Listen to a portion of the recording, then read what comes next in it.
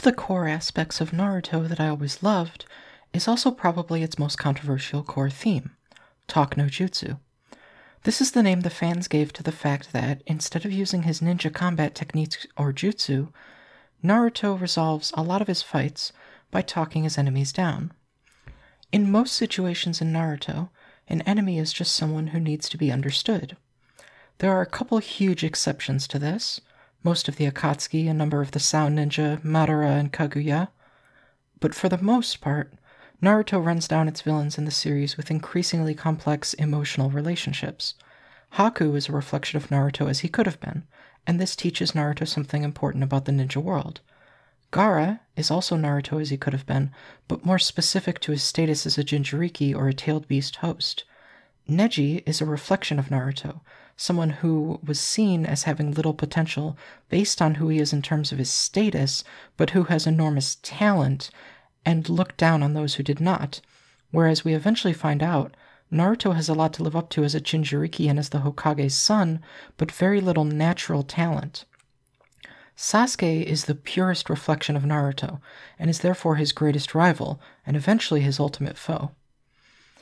Naruto's mentors are also reflections of him. Iruka lost his parents to the Kyuubi or nine-tailed fox inside Naruto just as Naruto did.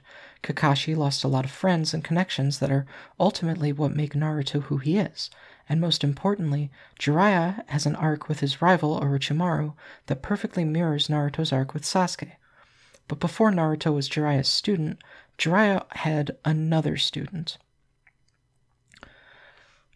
Pain is the moniker that this student, Nagato, chose for himself to reflect his philosophy and conceal his identity. The imagery in his introduction suggests that he's a godlike figure to his people, which is why it's kind of disappointing that he's only the fourth highest ranked villain in the series, reporting to Obito, who reports to Madara, who is superseded by Kaguya. Even so, I think his character resonates for an important philosophical reason. Naruto grows a lot as a fighter and a person to fight Pain, and as a result of their battle, not just because Pain is powerful, possibly Naruto's toughest fight at the time, but because of the challenge Pain presents to Naruto. As Pain explains it, his and Naruto's world is ruled by hatred. By this, he means that the growth of the powerful nations is fueled by the destruction and impoverishment of the lesser nations, which serve both as proxy belligerents and battlegrounds for the larger neighbors. Pain's parents died in one of these conflicts. Pain's cynical strategy for ending this cycle is to gather the powerful tailed beasts and utilize their power for the Akatsuki's Moon's Eye plan. This is essentially a mass illusion that would pacify all people of all nations. Pain, however, can know neither the full implications of this, nor does he give Naruto these details. Instead, he simply elaborates that he will be using the power of the beast to maintain a forced peace. Naruto understands intuitively that this is the wrong answer, but lashes out at Pain and threatens him. Pain chides Naruto for being naive and not understanding the problem.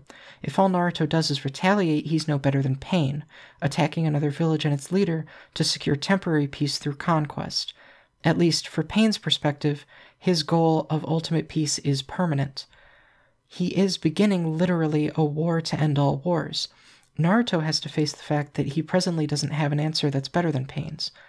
During this fight, Jiraiya's comments to Naruto previously spring to his mind, and he recalls that Jiraiya had Pain's same reservations, but he was determined to try to unite people through understanding, something Pain thinks can never happen.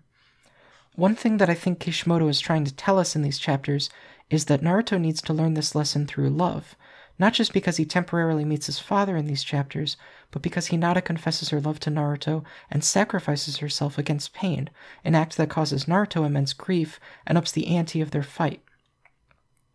I think Kishimoto wants to believe that understanding can be reached through human connections and compassion, but is doing some showing rather than telling for us here. Naruto actually connects with Pain the same way. He quotes a character Jiraiya wrote that was based on Nagato when he says to Pain, "Give up trying to make me give up." He also does this again when facing down Nagato, saying, "I'll break the curse. If there's such a thing as peace, I'll find it. I'm not giving up." This is another quotation from that same book, and Nagato finally recognizes it. This is the moment where, despite their differences, Naruto and Nagato connect, and Naruto's power is to connect with other individuals on a personal level and make them want to change. He goes through a lot moving forward in the series, even going so far as to bring back Sasuke. This demonstrates clearly that he was in the right, at least in some respects. He can change the world one person at a time, except he's also wrong, and Pain is right. Naruto might have been able to change people, but the series ends with him being Hokage, as he dreamed. The great nations have undergone philosophical changes, but all it would take is for another belligerent leader to emerge, and these same structures of power would be used once again to accomplish exactly what both Pain and Naruto didn't want. Pain's cynicism about people is revealed to be juvenile, his plan is revealed to be deeply flawed and unethical, but in a deeper sense he's also right, that Naruto has no solution to what he sees as the problem. I read a quote once in a Matthew Stover novel that stuck with me. There are some problems for which we can have no solutions. We can only be solutions. This is Naruto's method, but Naruto didn't change the ninja world, just the people in it. At the end of the day, all the village leaders sit back down in the same chairs, and while interpersonal wounds begin to heal, the economic motivations for war among nations remains. Pain was right. Naruto was wrong. Obviously, this isn't the end of the story. Paradoxically, as this is where the story ends, but it is a good point about how the world works, I think. Naruto isn't an ideological person. He doesn't propose geopolitical or socioeconomic changes to his world, so he can't grapple with those problems. All issues in Naruto are reduced to interpersonal ones, and while anyone who has ever fought with a friend or loved and lost can resonate with that, it means that when Pain pointed out Naruto's naivete, he was right. And if we don't have a better solution for ourselves, he'll be right about us too. Thanks for watching, everybody. This is our first patron-exclusive video. These videos will be made available to the general public between 6 months to a year, maybe more, after being brought to you, my financial supporters, as a special treat.